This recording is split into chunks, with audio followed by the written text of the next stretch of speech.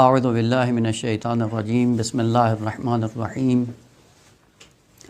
وبہ نستعین وہو خیر المعین۔ سلسلہ کلام سیرہ تربیتی انبیاء کے عنوان سے جاری ہے۔ عرض کیا تھا کہ قرآن کتاب ہدایت ہے، محض علمی کتاب نہیں ہے، اور یہ خصوصیت ہوتی ہے جو کتاب ہدایت ہو، چونکہ اصلی مقصود اس کا ہدایت کرنا ہوتا ہے، تو جو چیز بھی ہدایت میں مؤثر ہوتی ہے وہ کتاب اسی مطلب کی طرف فوکس کرتی ہے۔ لہذا پورے قرآن میں جب اٹھا کر دیکھتے ہیں کہ ایک سلسلے کو قرآن شروع کرتا ہے اور بیچ میں اس کو ختم کر کے ایک نئی بات کرنا شروع کر دیتا ہے، یہ کیوں ایسا ہے؟ اس کا جواب یہی ہے کہ چونکہ یہ کتاب ہدایت ہے، اور کتاب ہدایت کی یہ خاصیت ہے کہ مطلب مخاطب تک پہنچ جائے، اور مطلب پہنچانے کے لیے ہر راستے کو انتخاب کرتا ہے، کبھی برہان عقلی، کبھی مثال، اور کبھی سادہ بیان، اور آپ دیکھتے ہیں کہ عمیق براہین بیان کرنے کے صدد میں ہوتا ہے، خالق کائنات بیچ میں مثال کو بیان کرنا شروع کر دیتا ہے، اور وجہ اس کی یہی ہے کہ اس مطلب کو پہنچانے کے لیے ہر وہ راستہ جو مخاطب کی ہدایت میں مؤثر ہو سکتا ہے اس کو بیان کرنا شروع کر دیتا ہے۔ میں ایک نمونہ عرض کر دوں قرآن سے، انشاءاللہ تفصیل سے آئے گا، وہاں پہ انشاءاللہ اس کو بیان کریں گے۔ حضرت موسیٰ علیہ السلام کی داستان ہے، اور آپ کو پتہ ہے کہ جب جناب موسیٰ علیہ السلام حضرت شعیب علیہ السلام کے ہاں سے جا رہے تھے دوبارہ مصر کی طرف، اور دوران سفر کچھ بھیڑ بکریاں بھی ساتھ لے کے جا رہے تھے، بیوی بچے بھی ساتھ میں تھے، اور بیوی حضرت موسیٰ علیہ السلام کی وضع حمل کے مرحلے میں تھیں۔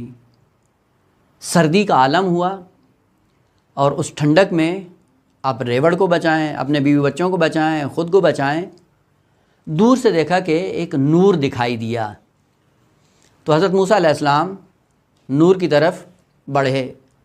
سورہ مبارکہ طٰہٰ آیت نمبر 10، 11 اور 12 میں خالق کائنات یوں ارشاد فرماتا ہے، بسم اللہ الرحمن الرحیم، اذ رآ نارا، جب دور سے آگ کو دیکھا، فقال لأہلہ، اپنے اہل و عیال سے کہا کہ وہ سردی کا عالم ہے، اس سردی میں آپ لوگ یہاں پہ رکیے، میں کیا کرتا ہوں، انی آنست نارا، وہاں پہ نور دکھائی دے رہا ہے، آگ ہے، اور میں جاتا ہوں، لعلی آتیکم منہا بقبس، یعنی اقتباس کرتا ہوں اس سے، اور اقتباس صاحبان علم میں جانتے ہیں کہ کس چیز سے استفادہ کرنا اور اپنے مقصود کو حاصل کرنے کے لیے آپ اقتباس کرتے ہیں، البتہ مطالب علمی میں بھی، اور جہاں پہ بھی انسان کا مقصود ہو وہاں پہ اقتباس کرتا ہے۔ کہا میں لے کے آتا ہوں آگ کو، یہاں پہ ہم بھی آگ جلاتے ہیں، وہاں سے لے کے آتا ہوں کوئی تھوڑی بہت آگ جلائیں گے تو سردی ختم ہو جائے گی۔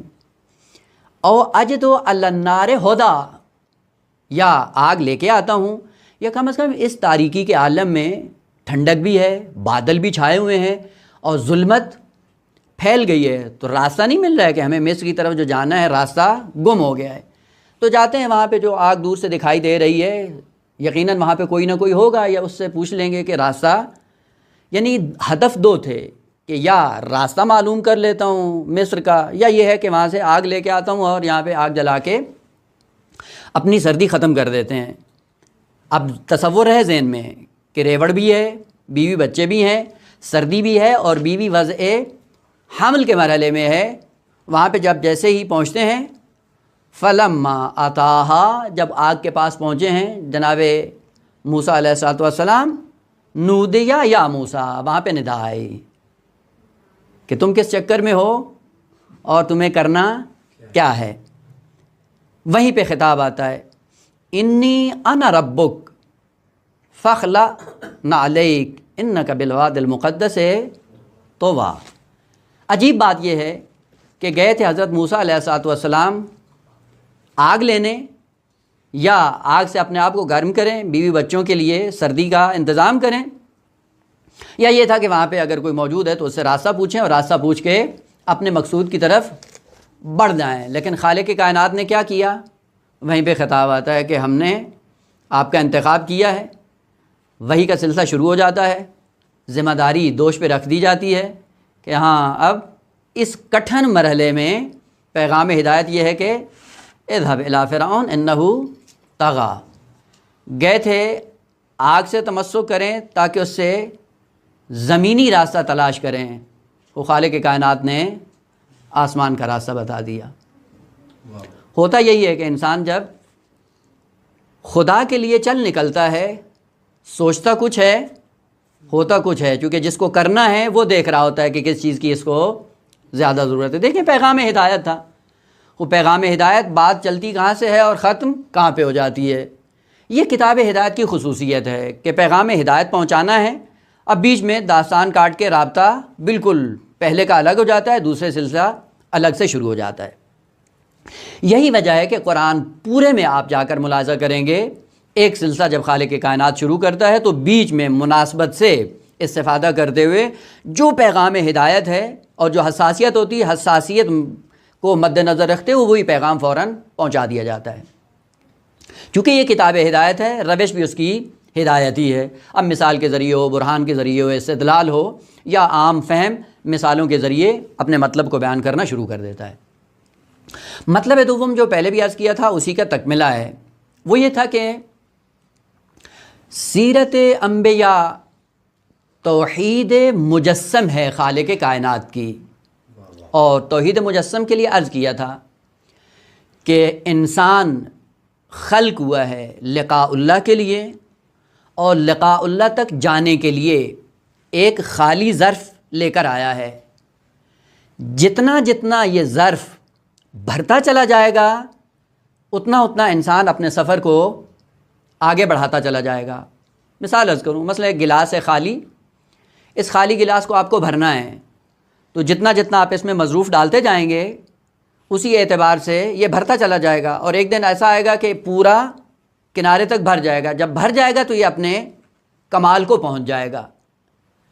انسان کو جو لقاء اللہ کے لیے خلق کیا گیا ہے تو قدم بہ قدم یہ انسان اپنے آپ کو بھر رہا ہے، اور بھرنے کا معنی یہ ہے کہ اپنے اندر نقص کو دور کر کے اپنے اندر ایک کمال پیدا کرتا ہے، اس کمال سے انسان خود اپنے آپ کو بھرنے کی کوشش کرتا ہے۔ یہی وجہ ہے کہ جب انسان اللہ کی بارگاہ میں آ کر اطاعت اوامر و نواہی انجام دیتا ہے، ہر امر کو انجام دینے سے انسان کی ایک کمبود ختم ہوتی ہے اور ایک مرحلہ کمال اس کا آگے بڑھ جاتا ہے، اور اسی کو بزرگان نے کہا ہے کہ یہ انسان مقام فنا کی طرف جا رہا ہے۔ مثلا اگر امر آتا ہے خالق کائنات کی طرف سے اقیم الصلاۃ، نماز کو برپا کرو، تو جب یہ نماز کی منزل میں آ کر اپنے ارادے کو چھوڑ کر اللہ کے ارادے کو اپنا کر مقام عمل میں آ کر اس کا امتثال کرتا ہے تو ایک مرحلے میں آ کر اس نے اپنے آپ کو مکمل کیا ہے۔ اور وہ مرحلہ کیا ہے کہ اپنے ارادے سے دستبردار ہو کر اللہ کے ارادے کو جائے گزین کر دیا ہے اپنی ذات کے اندر۔ خوب اس مرحلے میں آ کر اس نے کیا کیا ہے؟ مقام فنا میں فائز ہوا ہے، اور مقام فنا میں یہی ہے کہ اپنی خواہشات کو چھوڑ کر خالق کائنات کی مشیت کو جائے گزین کرے۔ یہاں پہ اس مرحلے میں یہ مشیت الہی کا مظہر بنتا ہے، اور یہی وجہ ہے کہ عبد کا رابطہ جو اپنے معبود سے ہوتا ہے اس کے اپنے فہم، اس کے اپنے شعور اور اس کی اپنی عقل کے مطابق ہوتا ہے، اور خالق کائنات بھی اس انسان کے ساتھ جو رویہ اپناتا ہے وہ وہی ہوتا ہے جتنا اس کا فہم و شعور ہوتا ہے۔ مثلا ابھی ایک چھوٹی سی مثال اگر عرض کرنا چاہیں، اگر کوئی مریض ہو جائے، ہم جب مریض کے پاس جاتے ہیں تو کیا کرتے ہیں؟ دعا کرتے ہیں نا۔ آداب میں سے یہ ہے کہ مریض کی عادت کے لیے جائیں تو اس کی شفا یابی کے لیے دعا کریں۔ وہ کیوں؟ چونکہ پہلے سے عقیدہ یہ بنا ہوا ہے کہ اس مریض کے پاس جب جائیں گے تو مریض کو خالق کائنات شفا دے سکتا ہے، لہذا ہم دعا بھی کیا کرتے ہیں؟ شفا کی۔ لیکن اگر کوئی مر جائے، مرے ہوئے انسان کے پاس جا کر ہم نے کبھی یہ دعا کی ہے کہ یہ زندہ ہو جائے؟ کیوں؟ چونکہ ہم نے سوچا ہی نہیں ہے کہ یہ زندہ ہو سکتا ہے یا نہیں۔ فرق ہم میں اور انبیاء میں یہی ہے، ہماری توقعات، ہماری عقل اور ہمارا فہم و شعور فقط اس منزل پہ ہے کہ مریض ہوا تو خدا ٹھیک کر سکتا ہے، اگر مردہ ہوا تو اس کو زندہ نہیں کر سکتا۔ لیکن انبیاء جو ارادہ خدا میں اپنے آپ کو فنا کرتے ہیں تو ان کی توقعات بھی اسی حساب سے ہوتی ہیں۔ لہٰذا حضرت عیسیٰ علیہ السلام کیا فرماتے ہیں کہ جب مردے کے پاس بھی جاتے تھے تو کیا کہتے تھے؟ انا احیی الموتى باذن اللہ، یعنی ان کو توقع ہے کہ اگر میں کہوں گا تو یہ اٹھ جائے گا۔ وہ دیکھیں جتنا آپ نے اپنے آپ کو توحید میں فانی کیا ہے اسی اعتبار سے آپ کی توقعات بھی ہوتی ہیں۔ اور اگر انسان اپنے آپ کو جب منزل کمال میں ڈال کر اس عقیدے پہ فائز ہو جائے کہ میں نے اپنی مشیت اور اپنے ارادے اور اپنی خواہشات کو ترک کر دیا ہے اور خدا کے ارادے اور مشیت کو ہمیشہ میں نے مقدم رکھا ہے، تو خدا محیی بھی ہے، خدا ممیت بھی ہے، خدا شافی بھی ہے، خدا قہار بھی ہے، خدا رحیم بھی، سارے کام کر سکتا ہے۔ خوب ہماری توقعات کمتر کیوں ہیں؟ اس لیے کہ ہماری معرفت کا دائرہ کمتر ہے۔ انبیاء یہ چاہتے ہیں کہ آپ کو اس منزل پہ لے آئیں جس پہ وہ خود کھڑے ہیں۔ لہٰذا امام صادق علیہ السلام کے لیے وہ معروف حدیث آپ نے سنی ہوگی کہ معصوم کی بارگاہ میں شیر آتا ہے اور امام کے قدموں میں آ کے جھک جاتا ہے تو اصحاب بیٹھے ہوئے تعجب کرتے ہیں۔ امام علیہ السلام نے کہا کہ تعجب کرنے کی ضرورت نہیں ہے، یہ حق کے مؤمن ہے حیوانات پر کہ حیوانات ان کے مطیع بن کے زندگی بسر کریں۔ خوب ہماری توقعات اپنے حساب سے ہیں، لیکن معصومین اور انبیاء جس منزل پہ خود ہیں اس منزل پہ لانے کے لیے انسان کو بار بار ترغیب دلاتے ہیں۔ بس انسان جو دنیا میں آیا ہے اور انبیاء جو تربیت کرنے کے لیے آئے، سب سے پہلے ذہن میں یہ ہو کہ انبیاء توحید مجسم ہیں، یعنی انبیاء کے کمالات کو اگر جسمانی شکل میں دیکھنا ہے تو انبیاء کی سیرت اور انبیاء کی زندگی کو پڑھنا شروع کر دیں۔ مطلب ہے سوم انشاءاللہ لا بلائے کلام میں اس کو ہم مبرہن کریں گے، اور وہ یہ ہے کہ جتنے بھی انبیاء پیغمبر اسلام سے پہلے آئے ہیں ان تمام انبیاء کی خصوصیت یہ ہے کہ وہ خالق کائنات کے ایک یا دو اسم الہی کے مظہر ہیں، اور انہی اسماء کو انہوں نے جسمانی طور پہ اپنے زمانے میں اپنی قوم کے لیے ظاہر بھی کیا، اور ہر نبی جب اپنی قوم میں آتا رہا تو متعدد اسماء الہی کے مظہر بنتے رہے اور دکھاتے رہے۔ جب یہ پورا انسان توحید مجسم بن گیا تو خالق کائنات نے اس پورے کو بے صورت کلی منبسط پیغمبر اسلام کی شکل میں ظاہر کر دیا۔ یعنی اگر انسان کو مکمل طور پہ آپ دیکھنا چاہیں اس کے متعدد اجزاء ہیں، ہر جز کو آپ الگ الگ کرتے چلے جائیں تو وہ تصویر مکمل نہیں ہوتی۔ آپ نے دیکھا ہوگا یہ پزل جو بنتے ہیں نا، ایک مکمل تصویر ہوتی ہے، پھر اس تصویر کے مختلف ٹکڑے کر دیتے ہیں اور ٹکڑے بکھیر دیتے ہیں، اس کے بعد کہتے ہیں ان ٹکڑوں کو ملائیں اور جمع کریں۔ جب جمع کرتے ہیں اور جو جہاں پہ ہوتا ہے اس کو رکھنے کے بعد ایک تصویر بن جاتی ہے مکمل۔ وہ تصویر مکمل پیغمبر اسلام کی ذات ہے، اور 1,23,999 انبیاء جو خالق کے کائنات نے بھیجے ہیں، ہر ایک نبی پیغمبر اسلام کے صفات کا ایک ایک گوشہ تھا جو اپنے زمانے میں اپنی قوم کے سامنے پیش کرتے رہے۔ انشاءاللہ سیرہ انبیاء میں اس پزل کو جوڑنے کی کوشش کریں گے قرآنی آیات سے کہ حضرت آدم علیہ السلام نے کیا کیا، کون سے اسماء کے مظہر بنے کہ جس میں پیغمبر اسلام کی تصویر کا ایک رخ انہوں نے مکمل کیا اور چلے گئے۔ اس کے بعد جو نبی آتے ہیں ان کی ذمہ داری یہ تھی کہ وہ پیغمبر اسلام کے تصویر کا دوسرا رخ مکمل کریں اور چلے جائیں، اور اسی طرح سے یہ سلسلہ بڑھتا چلا جاتا ہے۔ سورہ مبارکہ اعراف میں آپ جا کر دیکھ سکتے ہیں، آیت کی طرف مراجعہ کر سکتے ہیں، ترجمہ اس کا یہ بنتا ہے کہ اے محبوب یاد کرو اس وقت کو کہ جب ہم سب انبیاء سے یہ توحد لیا تھا کہ تم آخری ہمارے محبوب پر ایمان بھی لاؤ گے اور اس کی نصرت بھی کرو گے، یہ تمام انبیاء کو خطاب ہے قرآن کی سورہ مبارکہ اعراف میں. یعنی ہر نبی موظف تھا کہ وہ اپنے زمانے میں پیغمبر اسلام پر ایمان بھی لائے اور نصرت بھی کرے. اور نصرت کرنے کا معنی یہ تھا کہ پیغمبر کے اوصاف کو اپنی امتوں کے سامنے عیاں کر کے جائیں اور پیغمبر اسلام کے مکمل ڈھانچے کا ایک رخ اپنی امت کے اندر بیان کر کے اس دنیا سے چلے جائیں. جب حضرت عیسیٰ علیہ السلام آئے اور وہ تصویر کا آخری رخ جب مکمل ہو گیا تو خالق کائنات نے مکمل تصویر کو اٹھا کر پیغمبر اسلام کی شکل میں ظاہر کر دیا. لہٰذا سیرت انبیاء میں اس نقطے کی طرف انشاءاللہ توجہ رہے گی، اور وہ اسماء یا وہ اوصاف یا وہ افعال الہی جن کی انبیاء تبلیغ کرتے رہے اور پرچار کرتے رہے، انشاءاللہ ایک ایک کر کے ہم ان کو بیان کریں گے. مطلب سوم یہ ہے کہ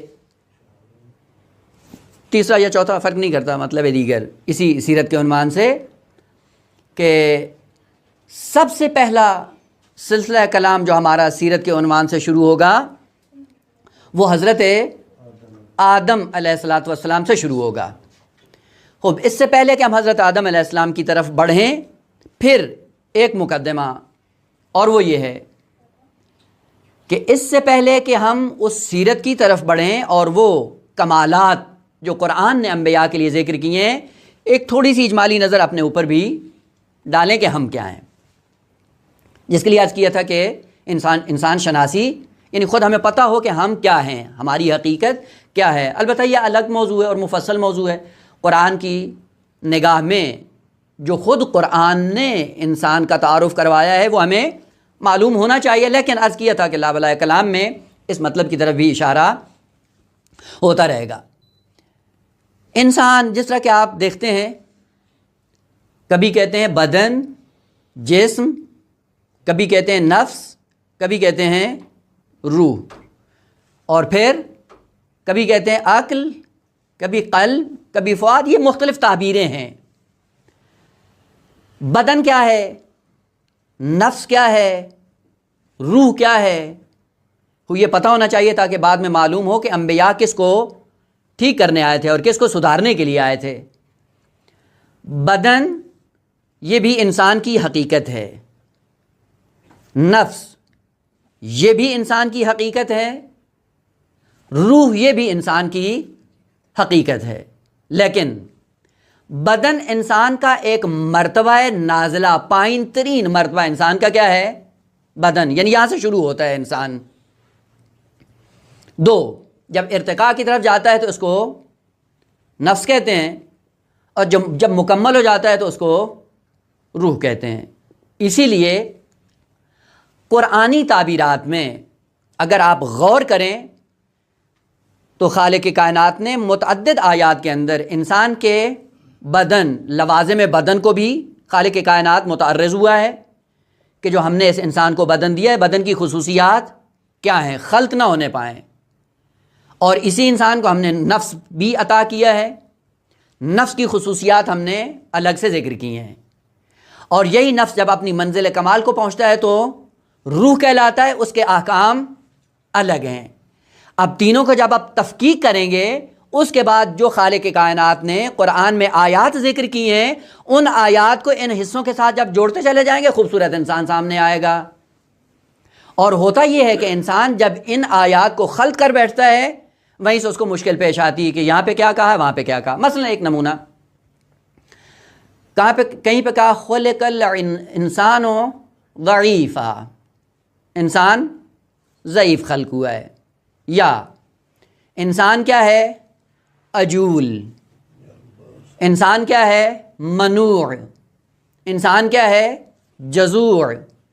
منو بھی ہے، جزو بھی ہے، جزا بھی کرتا ہے، چیختا ہے، چلاتا ہے، ناشکرا ہے، عجول ہے، جلد باز ہے. یہ بھی انسان کی ایک تعریف ہے. یہ صفات کس جنبے سے مربوط ہیں؟ انسان کے جنبہ بدنی اور جسمانی سے مربوط ہیں. یعنی طبیعت میں دیکھو، یہ بخیل بھی ہے، یہ منو بھی ہے، یہ جزو بھی ہے، اور یہ عجول بھی ہے، یہ قطور بھی ہے، اور ناشکرا بھی ہے. لیکن یہی انسان جب اگلے مرحلے میں بڑھتا ہے نفس کی منزل میں، تو وہاں پہ تعبیریں مختلف ہو جاتی ہیں. البتہ پھر نفس کے بھی 5 مراتب ہیں.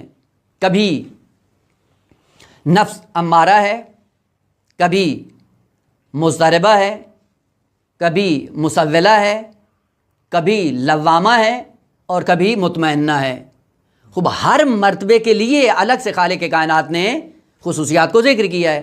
مثلا 13ویں پارے میں سورہ مبارکہ یوسف میں وما ابرئ نفسی ان النفس لامارۃ بالسوء، حضرت یوسف علیہ السلام نے وہی جب زلیخا کے دام میں جب آزمائش میں مبتلا ہوئے تو وہاں پہ کہا کہ یہ نفس کیا کرتا ہے، یہ نفس امارہ ہے، یہ چھوڑتا نہیں ہے اور یہ انسان کے اندر رکھ دیا گیا ہے۔ مضطربہ کیا ہوتا ہے؟ وہ بعض ہوتے ہیں کہ جن کی زندگیوں میں ہمیشہ شک و تردید ہوتی ہے۔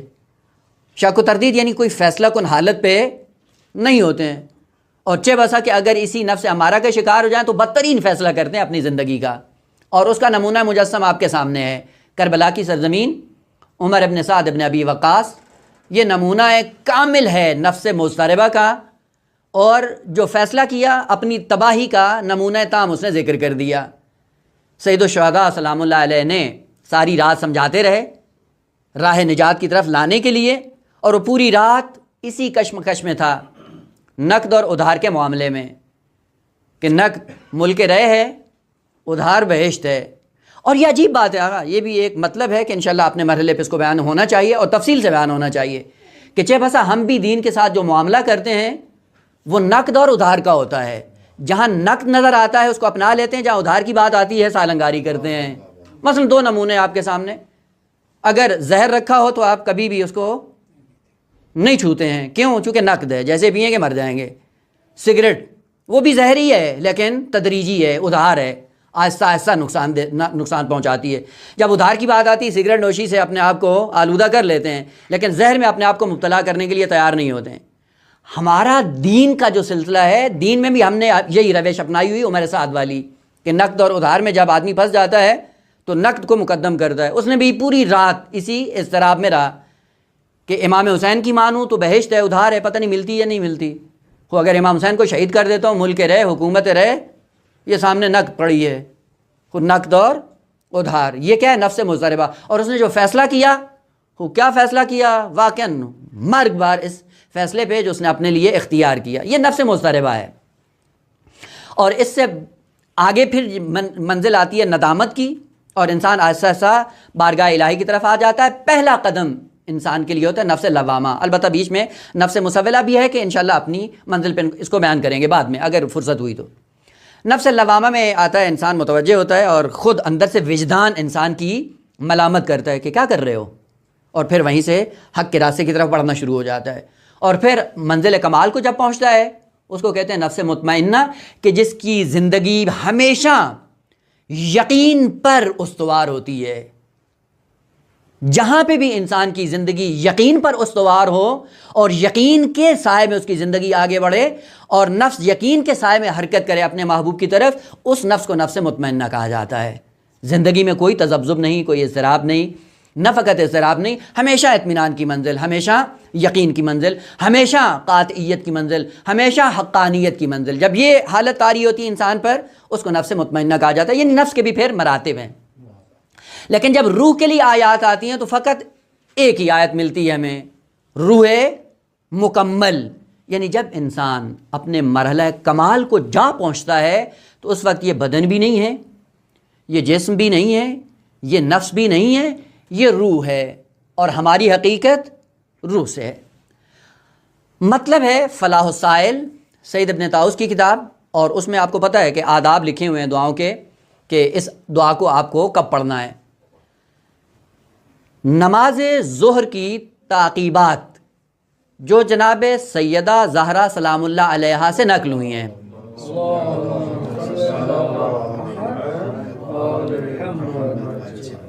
نماز ظہر کی تعقیبات جو جناب سیدہ نے اللہ کی بارگاہ میں نماز ظہر یعنی فریضہ پڑھنے کے بعد اللہ کی بارگاہ میں مناجات کی ہیں بی بی نے، ان مناجات میں صفحہ نمبر 173 اور 74 میں ہے یہ تعبیر، آپ جا کر دیکھ سکتے ہیں۔ سیدہ سے پہلے اس تعبیر کو کسی نے بیان نہیں کیا، اور سیدہ کے بعد بھی یہ تعبیر جو علماء کے ہاتھ میں آئی تو انہوں نے یہاں سے اپنا درس لیا، کسی نے فلسفے میں بیان کیا، کسی نے عرفان میں بیان کیا، کسی نے کہیں پہ بیان کیا۔ پہلا مطلب یہ جناب سیدہ سے منقول ہے، اور وہ یہ تھا کہ بی بی نے انسان شناسی کراتے ہوئے بدن کی حقیقت کو الگ بیان کیا، نفس کی حقیقت کو الگ بیان کیا، اور روح کی حقیقت کو الگ بیان کیا، اور کہا یہ تینوں مرتبے ہیں انسان کے۔ جب بدن کی بات آئی، کہا بدن کے ساتھ جو مربوط ہے کمال وہ موت ہے، یعنی موت صرف بدن کو آئے گی۔ جب نفس کی بات آئی تو وہاں پہ کہا کہ نفس سے جو مربوط ہے کمال وہ وفات ہے، توفی ہے، اور آپ جانتے ہیں کہ توفی اور وفات میں فرق ہے، عرض کروں گا بعد میں۔ اور جب اپنی کمال کو انسان پہنچتا ہے بے نام روح، تو اس کے ساتھ جو تعبیر اور کمال مرتبط ہے یا وابستہ ہے یا اس سے جو لائق اور مناسب ہے وہ ہے قبض روح۔ لہذا قبض نفس نہیں کہتے، قبض بدن نہیں کہتے، توفی بدن نہیں کہتے، توفی روح بھی نہیں کہتے، یعنی ہر ایک کی تعبیر اپنے اعتبار سے ہے۔ خوب تھوڑا سا اس کو کھولنے کی کوشش کرتے ہیں تاکہ پتہ چل جائے کہ ہم کیا ہیں اور سیرت انبیاء کے سائے میں ہمیں کہاں جانا ہے۔ انسان کے یہ تین مرتبے ہیں۔ پہلے مرتبے میں یہ کیا ہے؟ بدن، جسم۔ یہ جسم جب اپنے کمال کو پہنچتا ہے اس کو موت آ جاتی ہے۔ بس موت کا تعلق بدن سے ہے، جسم سے ہے۔ خوب یہ جب کمال کو پہنچتا ہے وہاں سے نفس کا آغاز ہوتا ہے۔ نفس کیا ہے؟ نفس انسان کی صفات، عقائد، علوم، اعمال صالحہ کا مجموعہ۔ یہ جو مجموعہ الگ الگ ہے، ہر ایک نفس کی ایک شان ہے، نفس کی ایک خاص حالت ہے۔ مثلا آپ جو علم حاصل کرتے ہیں یہ نفس کی ایک شان ہے، ایک حالت ہے۔ جو آپ عمل صالح انجام دیتے ہیں یہ نفس کی ایک اور حالت ہے۔ آپ جو عقیدہ اپناتے ہیں یہ نفس کی تیسری حالت ہے۔ اور اس مجموعے کو جب ایک جگہ اکٹھا کر کے اللہ کی بارگاہ میں ملائک لے کر جاتے ہیں اس کو روح کہتے ہیں۔ اسی لیے نفس کے بارے میں جو تعبیر آئی وہ توفی ہے۔ توفی کا معنی یہ ہوتا ہے، دو کلمے عربی کے، ایک ہے وفات اور ایک ہے فوت۔ فرق کرتا ہے، فے واو تے، یہ کیا ہے؟ اجوف واوی ہے، یعنی واو بیچ میں آ رہی ہے۔ اور اگر یہ وا فے یہ وافیا ہو، وا پہلے آ رہی ہے، لفیف مفروق بن جائے گا۔ وافیا کا معنی ہوتا ہے کسی چیز کو مکمل لے لینا۔ فوت کا معنی کیا ہوتا ہے؟ کسی چیز کا گم ہو جانا، غائب ہو جانا۔ خالق کائنات نے کہا اللہ یتوفی الانفس حین موتہا، جب بدن کو موت آتی ہے تو نفس کو پورا پورا اٹھا لیا جاتا ہے۔ یعنی کوئی چیز آپ کی اس دنیا میں گم نہیں ہوتی۔ آپ کی جتنی مسائی جمیلہ ہیں، اعمال صالحہ ہیں، علوم ہیں، عقائد ہیں، ان کو پورا پورا جب اٹھا لیا جائے، کوئی چیز آپ سے گم نہ ہونے پائے، یہ جب پورا لیا جاتا ہے وہاں پہ نفس کہلاتا ہے۔ اور یہ نفس اپنی صفات، اپنے افعال اور اپنی ذات، یعنی تینوں چیزوں کو جب ایک ساتھ اکٹھا کر دیا جاتا ہے اسے کہا جاتا ہے قبض روح۔ بس روح کیا ہے؟ نام ہے تین چیزوں کا، افعال، صفات اور ذات۔ جب یہ الگ الگ ہوں، یہ نفس کے تین شعبے ہیں اور ان کو توفی کرنے کی ضرورت ہے، یعنی مکمل اس کو اٹھانے کی ضرورت ہے۔ اور جب ایک جگہ اکٹھی کر کے لے لیتے ہیں اور ایک چیز بن جاتی ہے بے نام روح، اب کیا ہے؟ اس کے لیے ہوتا ہے قبض۔ اور قبض کا معنی کیا ہے؟ یعنی اب مکمل طور پر یہ قبضہ قدرت خداوند متعال میں ہے، معلق ہو گئی ہے لقاء اللہ کے ساتھ، مل چکی ہے ذات احدیت کے ساتھ۔ مثال عرض کروں، دیکھیں یہاں آپ کے پاس اگر یہ تسبیح ہو اور تسبیح کے قیمتی دانے ہوں اور اس کا دھاگا ٹوٹ جائے، دھاگا ٹوٹنے کے بعد جب وہ گر جاتی ہے، بکھر جاتی ہے، تو جب آپ اس کو ایک ایک کر کے اٹھاتے ہیں، اٹھانے کے بعد آپ کام کیا کر رہے ہیں؟ توفی، پورا پورا اٹھا رہے ہیں۔ اور اگر بیچ میں کچھ غائب ہو گئے تو اس کو توفی نہیں کہا جائے گا۔ توفی کس صورت میں ہوگا کہ جتنا پھیلا ہوا تھا اس پورے کو سمیٹ کے اکٹھا کر لینا۔ اور عجیب بات یہ ہے کہ ایک حقیقت ہے جسم کی، اسی جسم کے سائے میں انسان نفس کی منزل پہ بہت زیادہ پھیلا ہوا ہے۔ اس پھیلے ہوئے انسان کو اکٹھا کرنے کی ضرورت تھی۔ کہیں پہ ہمارے اعمال، کہیں پہ ہمارے علوم، کہیں پہ ہمارے فتنے، کہیں پہ ہماری تباہیاں، کہیں پہ ہم نے معاشرے کے اندر جو آگ لگائی ہوئی، ساری کارستانیاں نفس انسانی کی وہ پھیلی ہوئی ہیں۔ وہ ملک الموت کی ایک ذمہ داری کیا ہے کہ ان سب کو اکٹھا کرے۔ اکٹھا کرنے کے بعد یہ کیا ہے، اس کو اکٹھا کرے کہ ایک تسبیح میں پرو کے اس کو روح کی شکل دو، اور روح جب مکمل ہو جائے اس کو بارگاہ الہی میں لے کر جائیں۔ اور یہی وجہ ہے کہ ایک انسان جب اعمال صالحہ اور اعمال طالحہ کا موجب بنتا ہے تو ایک کھچڑی سی بنی ہوتی ہے، اور جو کھچڑی بنتی ہے پھر اس سے انسان خوف زدہ ہو جاتا ہے، ڈرتا ہے۔ جیسے ہی اس کے اندر خوف پیدا ہوتا ہے، اسی لیے خالق کائنات قرآن میں کہتا ہے کہ قیامت کے اسامی میں سے ایک اسم کیا ہے؟ یوم الفرار۔ وہ کیوں یوم الفرار ہے؟ وہ بھیانک شکلیں جب سامنے آئیں گی تو انسان وحشت زدہ ہو جاتا ہے۔ وہ بیچ میں اکی دکی ایک تصویر انسانی نظر آئے گی اور باقی سب بھیانک قسم کی تصویریں بنی ہوں گی۔ یہ کون سی ہیں؟ کہ یہ توفی کے نتیجے میں جو کچھ ہم نے کیا تھا اس کو مکمل اسرائیل علیہ السلام نے اٹھا لیا، اٹھانے کے بعد اللہ کی بارگاہ میں جا کر پیش کر دیا۔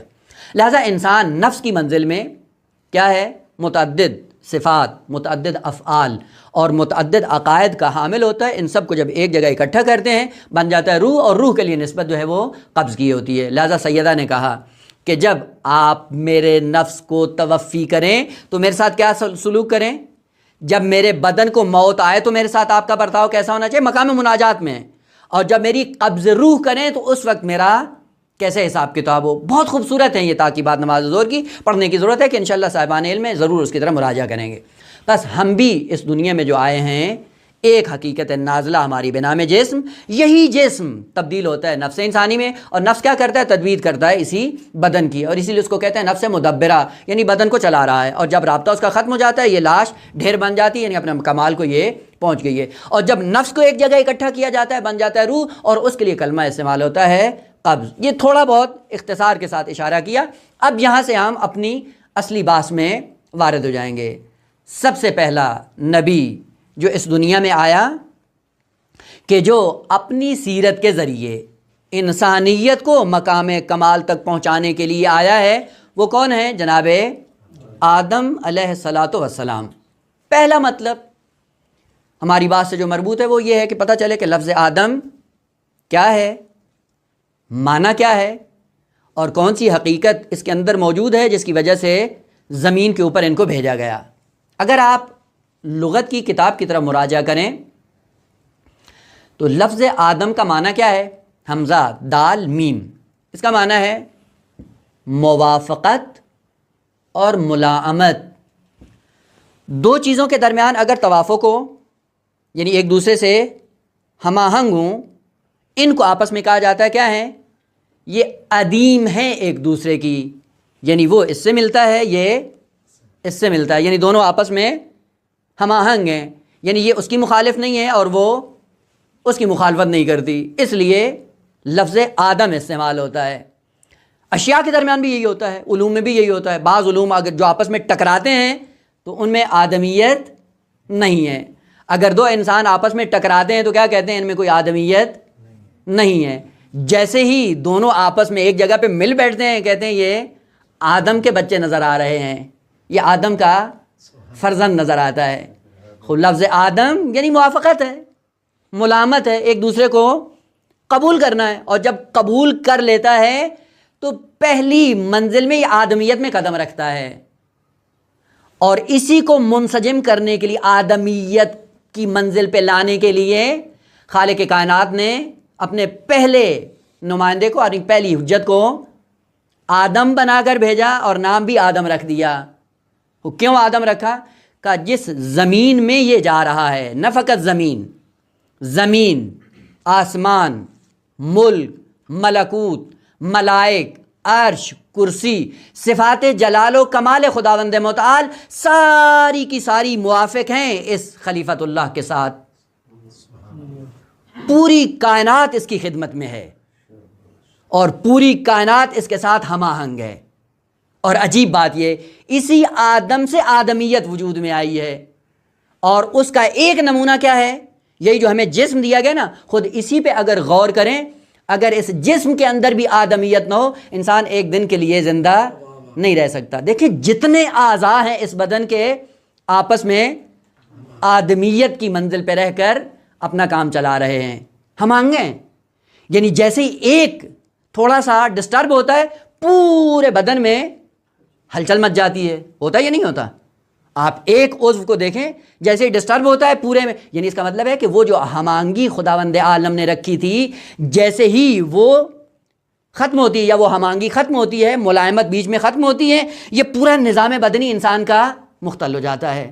اس کا مطلب یہ ہے کہ ابھی آدمیت سے یہ بدن گر گیا ہے، اور جس وقت وہ عضو سالم ہو کر پھر اسی مجموعے کے ساتھ چلنا شروع ہو جائے گا، کیا کہلائے گا؟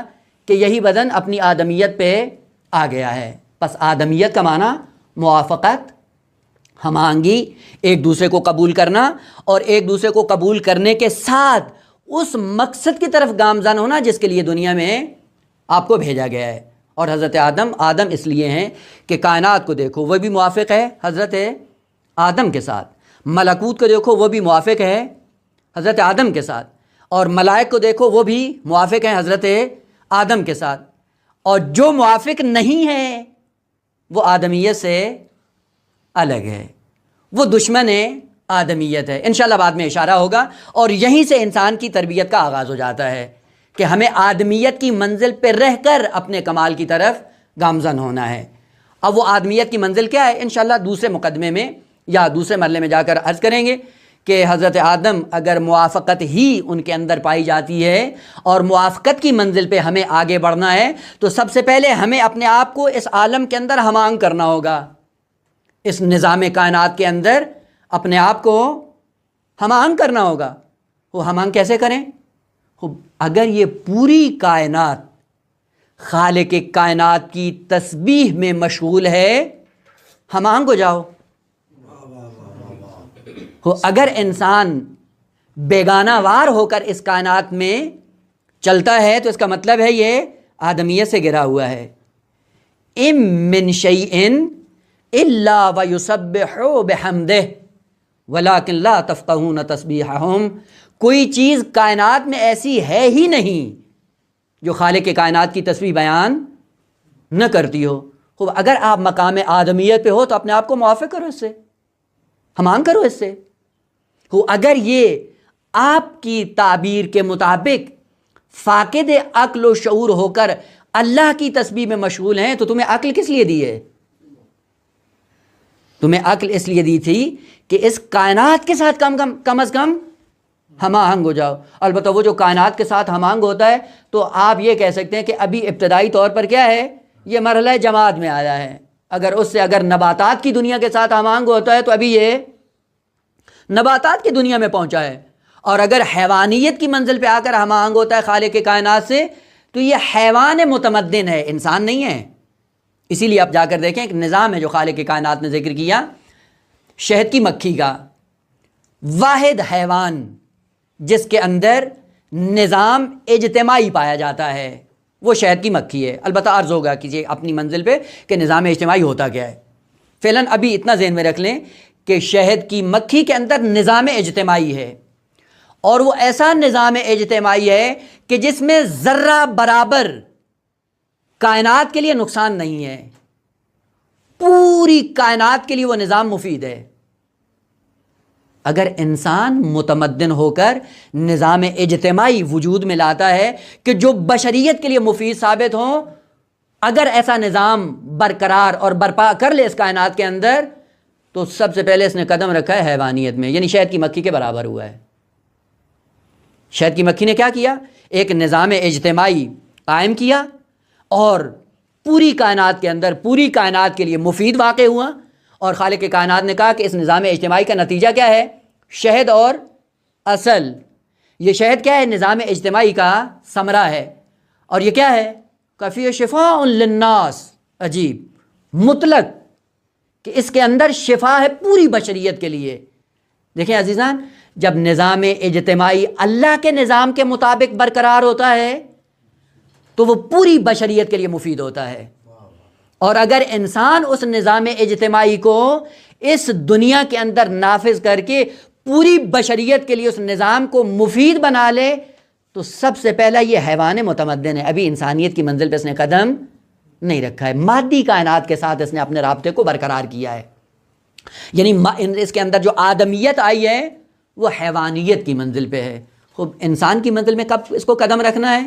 وہ انشاءاللہ سیرت انبیاء کے سائے میں جب ایک ایک کمال کو ذکر کریں گے، جس سے پتہ چلے گا کہ انسان اس حیوانیت سے اپنے آپ کو باہر نکال کے اس سے اشرف اور اکرم ہونے کی کوشش کرے، اور ان کمالات سے آراستہ ہو کر اللہ کی بارگاہ کی طرف جب یہ بڑھے گا تب پتہ چلے گا کہ اس نے آدمیت کو مرحلہ کمال تک پہنچا دیا. بس پہلا معنی لفظ آدم کا تھا موافقت، ملائمت، مناسبت، دو چیزوں کا آپس میں ہم آہنگ ہونا. اگر کائنات سے آپ ہم آہنگ نہیں ہیں تو آپ مرحلہ آدمیت پہ نہیں آئے.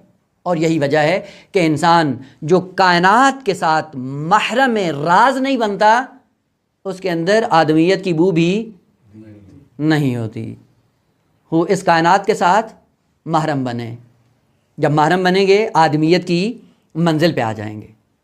خوب حضرت آدم علیہ السلام کو خالق کائنات نے پہلے محرم راز بنایا، پوری کائنات کو حضرت آدم کے ساتھ موافق کیا، اور اس کے بعد یہاں سے انسانی کمالات کے سلسلے کو شروع کیا.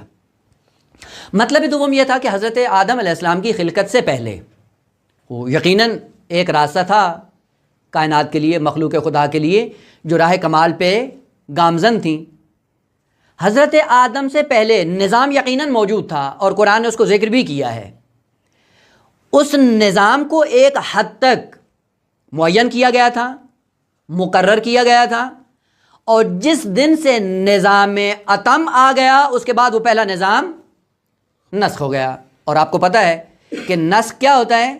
نسخ جہل خداوندی کی علامت نہیں ہے کہ ایک قانون بناتا ہے خدا اور پھر بعد میں آ کر اس قانون کو ختم کر کے کہ نیا قانون اس کا جائے گزین کر دیتا ہے. اس کا مطلب معاذ اللہ یہ نہیں ہے کہ خدا کو علم نہیں تھا. نہ، ایک چیز کو مرحلہ کمال تک پہنچانے کے لیے جب ایک نظام دیا جاتا ہے، جس نظام کے بل بوتے پہ جب وہ اپنی منزل کمال کو پہنچ جاتا ہے اس کے بعد اس قانون کی کاروائی ختم ہو جاتی ہے. یعنی اب یہ قانون کار فرما نہیں ہے. مثلا بچہ ہے، پہلی کی کتابیں پڑھتا ہے، اور پہلی کی کتابیں پڑھنے کے بعد پہنچ جاتا ہے دوسری کلاس میں. دوسری کلاس میں اب پہلی کی کتابیں اس کے لیے کار فرما نہیں ہے. اس کا مطلب یہ نہیں ہے کہ جہالت ہے، نہ، ایک مرحلے تک پہنچانے کے لیے یہ کتابیں مؤثر تھیں، اب یہاں سے دوسرے مرحلے میں جانے کے لیے یہ کتابیں منسوخ ہو گئی ہیں، اب ان کی ضرورت نہیں ہے، مرحلہ بعدی کی ضرورت ہے. حضرت آدم سے پہلے ایک نظام تھا، انشاءاللہ قرآنی آیات کے سائے میں اس کی طرف بھی اشارہ ہوگا، لیکن مفصل بات نہیں کریں گے چونکہ اس کا تعلق تنزیہ انبیاء سے ہے اور ہمیں تنزیہ انبیاء بیان کرنا نہیں ہے.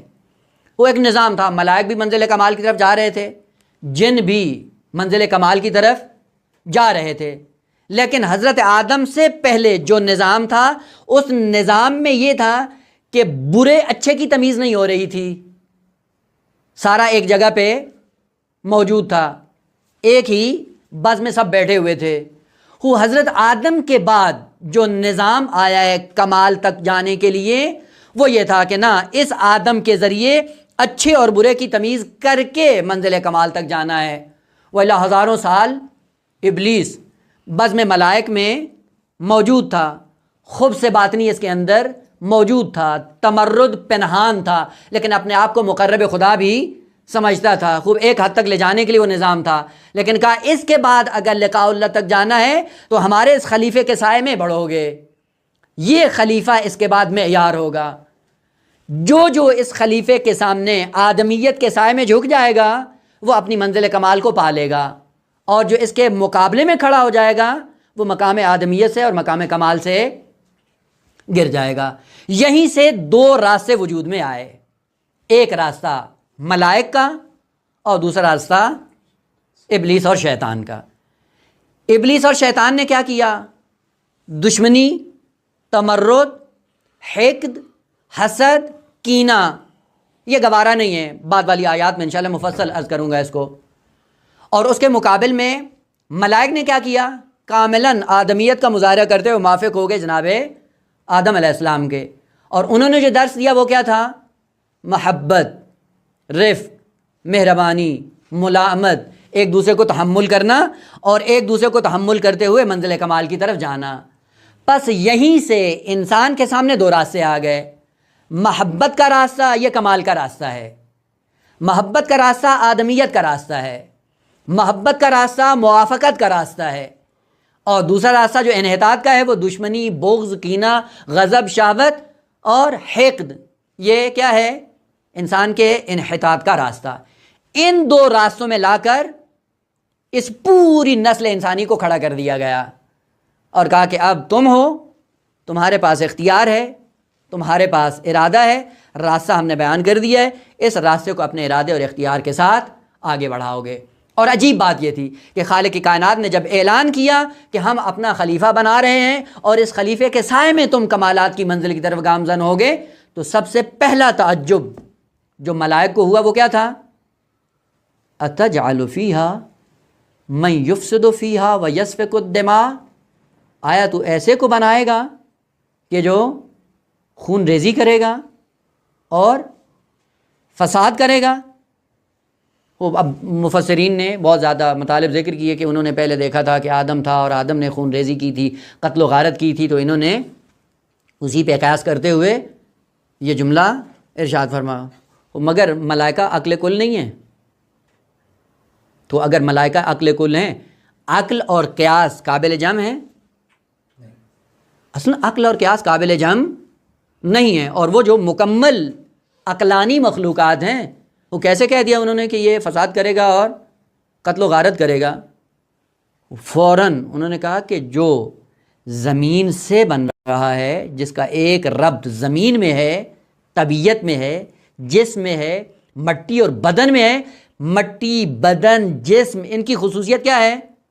ظلمانیت، اور ظلمانیت کا تقاضا یہی ہے، یا خون ریزی ہے یا سفک دماء ہے۔ بس اسی ایک عنصر کو دیکھ کر انہوں نے بات بھی کی، اور خدا نے بھی ان کی بات رد نہیں کی، وإلا اگر انہوں نے قیاس کیا ہوتا تو خالق کائنات فوراً روک دیتا کہ نہیں تم قیاس کر رہے ہو۔ خدا نے کہا کہ ہاں یہ جو بات تم کر رہے ہو مجھے بھی پتہ ہے کہ اگر اس طبیعت کو دیکھو، بدن کو دیکھو، زمین کو دیکھو اور اس خاک کو دیکھو، بھلے خصوصیت یہی ہے، لیکن اسی زمین کے اندر، اسی جسم کے اندر، اسی بدن کے اندر ہم ایک ایسی حقیقت کو جلوہ کریں گے کہ جو ہمارا خلیفہ بننے کی صلاحیت رکھتا ہے، اور وہ کیا ہے؟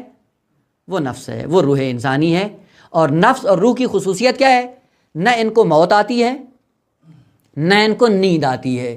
کیوں؟ جو خلیفہ بن رہا ہے خالق کائنات کا، خالق کائنات کی خصوصیت کیا ہے؟ لا تأخذہ سنۃ ولا نوم، وہ جو اس کا مظہر ہے اس کو نیند پھر آتی ہے نہیں آتی؟ وہ جو اس کا مظہر ہے اس کو بھی نیند نہیں آتی۔ خوب یہ جو انسان آرام کرتا ہے، یہ آرام اور نیند اور نوم اور سنا کا تعلق کس سے ہے؟ بدن سے ہے، جسم سے ہے۔ یہی وجہ ہے کہ بدن مردہ پڑا ہوتا ہے، اور مردے پڑے ہوئے جسم کو جب آواز دیتے ہیں، آواز دینے والے کو بھی پتہ ہے اور جس کو دی جا رہی ہے اس کو بھی پتہ ہے کہ یہ سویا ہوا نہیں ہے۔ اس کا مطلب ہے کہ کوئی عنصر ایسا ہے جو بیدار ہے، جس وجہ سے آپ اس کو آواز دیتے ہیں اور پھر اٹھ کھڑا ہوتا ہے۔ اس کا مطلب ہے مخاطب نفس انسانی ہوتا ہے جس کو نیند نہیں آتی، اس کو سنا، نوم اصلاً نہیں آتی، اور جو مظہر خدا ہوتا ہے تو اس کی خصوصیت بھی یہی ہے کہ اس کو بھی نیند نہیں آتی۔ یہ بدن کے خواص میں سے ہے کہ جس کو نیند آتی ہے، بدن کے خواص میں سے ہے جس کو اونگ آتی ہے۔ نفس انسانی کبھی سوتا نہیں ہے، البتہ نیند کے عالم میں جب بدن آرام کر رہا ہوتا ہے تو رابطہ نفس کا بدن سے ضعیف ہو جاتا ہے۔ جب رابطہ ضعیف ہو جاتا ہے بدن ڈھیر ہو جاتا ہے، اور جب کلی طور پہ نفس کا رابطہ منقطع ہو جاتا ہے بدن کی موت واقع ہو جاتی ہے، توفی نفس ہو جاتا ہے، انسان عالم برزخ کی طرف بڑھ جاتا ہے۔ خوب ملائک نے اس عنصر کو دیکھا، خالق کائنات نے کہا انی اعلم ما لا تعلمون، میں اس کے اندر ایک ایسی چیز دیکھ رہا ہوں جو تمہیں نظر نہیں آ رہی، اور وہ کیا ہے؟ اسی کے اندر ہم نے ایک ایسا عنصر رکھا ہے کہ جو ہماری صفات جلال اور جمال کا مظہر تام بننے کی صلاحیت رکھتا ہے، اور وہی میرا خلیفہ ہے، اور اسی کے راستے سے تمہیں منزل کمال کی طرف جانا ہے۔ سلسلہ کلام جاری ہے، انشاءاللہ اگلے مرحلے میں یہ بیان کریں گے، اور آپ کے ہوم ورک کے لیے بھی کہ جب منزل کمال کی طرف جانا ہے تو کیا کریں؟ کوئی سرمایہ آدم کے پاس ہونا چاہیے جو موافق ہو پوری کائنات کے ساتھ، اور وہ جو دشمن بنا ہوا ہے کچھ سرمایہ اس کے پاس بھی ہونا چاہیے، تاکہ دونوں کے درمیان جب جنگ اور مت بھیڑ ہو تو پتہ چلے کون غالب ہے اور کون مغلوب ہے۔ اگلے اس باس کے لیے انشاءاللہ وہ سرمایہ جو خالق کائنات نے آدم کو دیا وہ کیا تھا، اور وہ سرمایہ جو ابلیس دشمن آدمیت تھا جو اس کو دیا وہ کیا تھا، اور ان کا آپس میں پھر تناسب کیسا ہے۔ نظام عدالت کے سائے میں یہ نظام عدالت برقرار ہے یا نہیں ہے۔ اس نظام عدالت کو برقرار کرتے ہوئے حضرت آدم علیہ السلام اسی سرمایہ سے استفادہ کرتے ہوئے اپنے آپ کو بھی منزل کمال تک پہنچائیں گے اور پوری بشریت کو بھی منزل کمال کا راہی بنا دیں گے۔ والحمدللہ رب العالمین۔